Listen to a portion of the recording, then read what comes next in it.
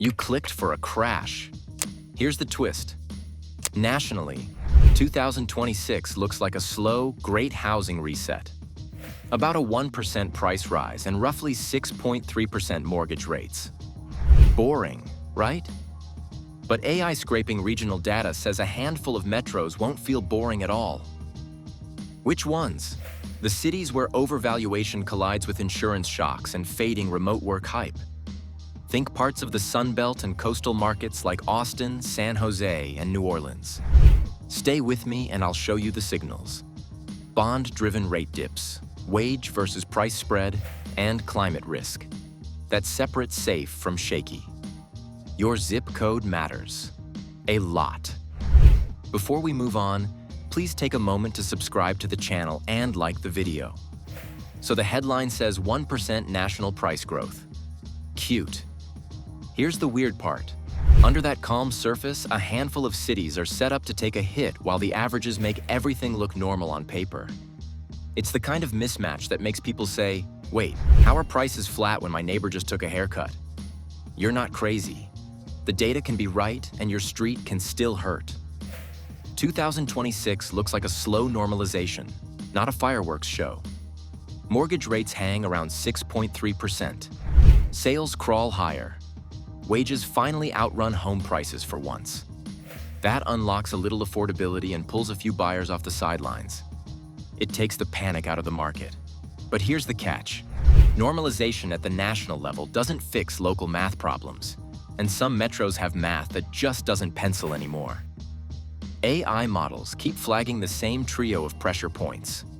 First, lingering overvaluation. Prices still floating above what local incomes can support.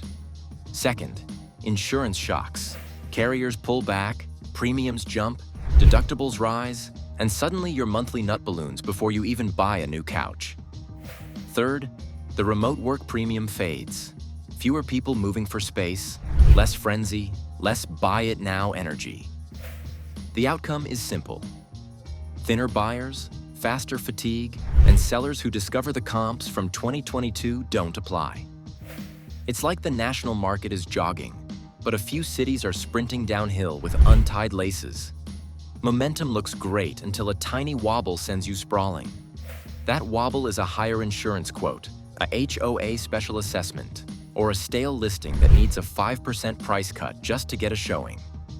Zoom out, and the research crowd expects modest national growth. The usual outlooks peg the change around that 1% lane, and they call out pockets that could sag harder. Not doom, just gravity doing its thing where the supports are weakest. That's the theme nobody loves because it's not clean. No blanket crash, but some neighborhoods will absolutely feel like one. Where's the heat? Sunbelt and Gulf Coast metros with investor-heavy subdivisions and rising hazard insurance are right in the crosshairs. Think newer houses slapped up fast, HOAs with champagne tastes, roofs aging into higher wind deductibles, and landlords exiting when cash flow gets thin. When investors list in clusters, the comp game turns brutal. A few price cuts cascade, and the must-sell listings set the floor. Rates won't save weak metros. The bond market sets the ceiling. With the 10-year yield hovering near 4%, mortgage rates live in the mid-sixes. That's not a rescue. It softens monthly payments a bit, but it doesn't offset a $300 to $600 jump in insurance or a HOA that just approved a special assessment for storm damage reserves. You feel that every month. Buyers do the math in the driveway and walk. Yes, wages are better. That matters. But wage gains can't chase exploding non-mortgage costs. Total monthly cost is what buyers shop. Principal, interest, taxes, insurance, HOA. If two of those spike, the house stops penciling. Sellers can choose reality or choose stale. And when a few choose stale in the same cul-de-sac, buyers get options. Options mean leverage. Leverage means concessions, cuts, and longer days on market. So here's your mini payoff. The national story stays steady. The city story splits. Some zip codes will post double-digit dips over 12 months while the rate headline barely moves. Not because demand evaporates everywhere, but because the carrying costs punch harder than the wage raise helps. So which cities are stepping on rakes in 2026? Let's name names and decode the signals your agent won't. The overvaluation tells, the insurance landmines, and the demand traps that make a deal turn into a monthly budget chokehold. You're not ready for what's next. Why do San Jose, Austin, and New Orleans end up on the same risk board when they look nothing alike? Different vibes, same math problem. Each one has a hidden bill that eats the payment. Let that sink in. Here's the AI frame we're running. 3 lanes, 1 score. Lane 1, overvaluation versus local incomes. If median home price sprints while paychecks jog, you get fragility. Lane 2, the non-mortgage drag, insurance, taxes, maintenance, HOAS. That's the silent budget killer.